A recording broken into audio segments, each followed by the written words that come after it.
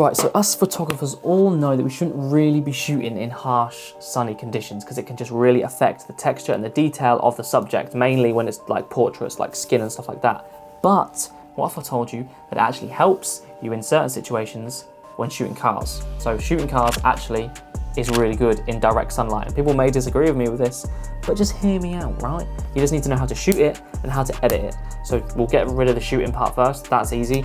Throw on a polarizer, adjust your reflections to where you're cut through the glass and it looks really nice. From there, whack your shutter speed all the way up to like 1/1000th of a second, like really high, so it's really underexposed. Make sure you're using a raw file so we can pull all that detail out of the underexposed image. We can then adjust it in a certain way that brings it all together and looks really nice. Bosh, you just shot in direct sunlight, no problem. So editing, we're gonna be using this photo from my, this has got a preset on it, let me get rid of that. This is gonna be the photo from my most recent POV, so I'll leave that up here if you want to watch it. It was a really sunny day, loads of supercars, direct, harsh, sunlight, but your boy wasn't worried because I know exactly what I'm doing. So what we're gonna do is throw on my new preset. Ta-da! That's what we're gonna be doing. So I'm going to talk you through this preset, but instead of you copying this preset, I've actually left it in the description below for free for you to download, because this is from my new pack that I'm working on. So this is a little experiment for you to try the preset out and come back to the comments and let me know if it's any good and if it works.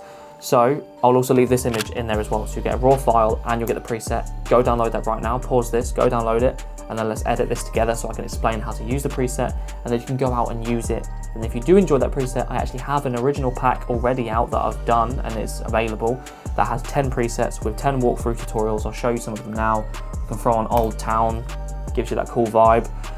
We can throw on sunset cars, but there's not really much of a sunset in this picture, but it gives you that pinky, dreamy, pull the texture out, sort of soft look to your photos.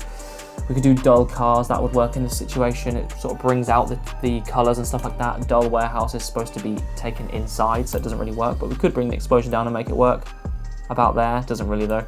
So yeah, that preset pack is available down there as well, but try out the free one first and then let me know how that works. So let's get into this. Actually, quickly, sorry, let's just look at the original. So if we pull the exposure up, pull the shadows up and the highlights down, which is kind of what I want to do with this photo, we lose all that detail of the paint and it just looks really washed out and just a bit shit. You can tell it's been taken on a sunny day. So that's where the preset comes in handy. I've adjusted all the settings further down to adjust this, so now we can pull up the shadows and pull down the highlights. And then all we need to do really is pull up the exposure to a point where we're happy with, ignore the background, look at your subject. So look at your car or your helmet or whatever you've taken a picture of and make sure that's in a place where you're happy with it with the paint so it's not too overexposed.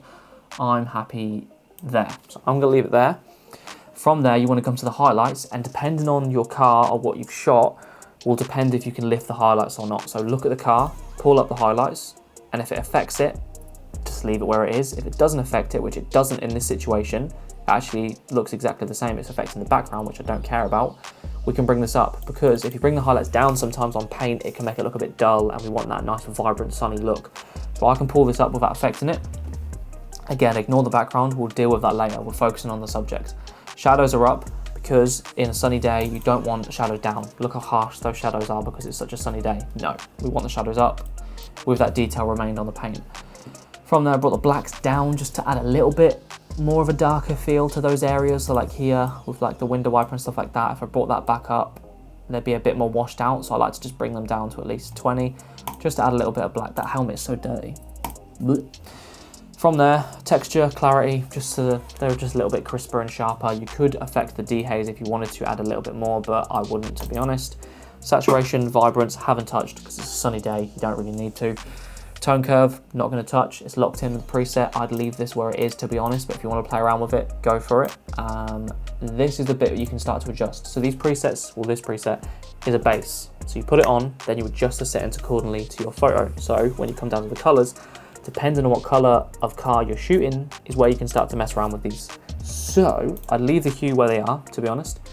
I'd mess around with the saturation. So for me, I've pulled out the reds and the oranges, not just because of the color of the helmet, but also because it's a sunny day. So if I actually came up to the temperature up here and pulled in oranges and warmth to the photo, we're gonna be left with something like that, which is why I've left the oranges and stuff down below more desaturated. So we've got that nice cooler look to the photo with like the sunlight sorting out the temperature, but I like to add a little bit of coolness to it so it gives that cool, nice, fresh blue to the hot sunny day. I don't know, it just looks cool to me. So I've pulled those down. You can adjust them if you want.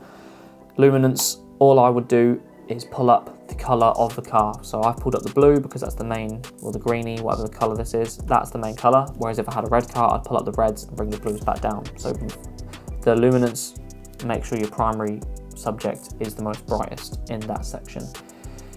This color grading, haven't really touched it again, but there's another example. I've put it down to the cooler side because if we go up to the warmer side, warm on warm doesn't look good, so I like to counter it with cold, makes it look a lot cooler.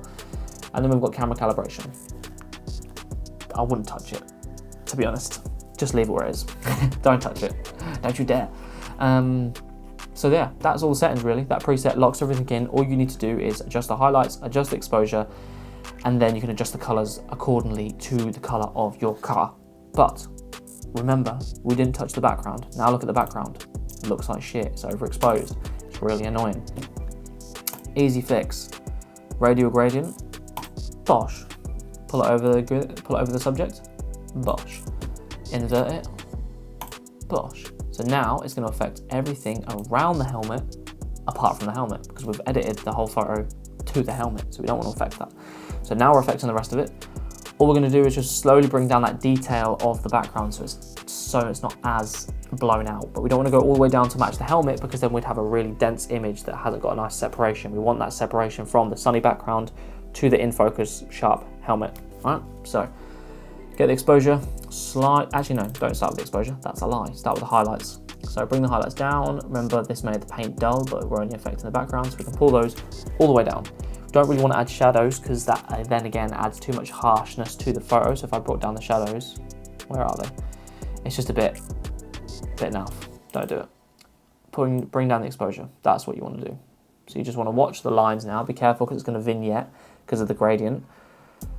So watch the corners, and then we're watching that back wall up here. So I'm looking for these grid lines to be a little bit more, you see they've got little ripples in them. I want to bring that back a tiny bit without adding too much vignette to the photo. So we're going to go about, I'm looking at the bonnet. You see that shadow coming in? We'll go about there. Any more, it's going to be too much. Actually, I might even lift it up a tiny bit. And maybe a little bit more. Bosh. So now we've got a nice separation from the dark, crisp helmet. The background's still got a little bit, but you know what? I actually could bring the highlights up a little bit more. It always looks nice to just take a little step back and have a look. Yeah, it's just a bit too dark. So we're gonna actually bring those highlights up a little bit more just to show that it is a bright day on the background. So we'll go about halfway for that one. So now I've got a nice separation between the helmet and the background, and it just pulls them away. Whereas if we just did everything washed out together or everything dark together, it just looked really flat. Yeah, it just won't look as good.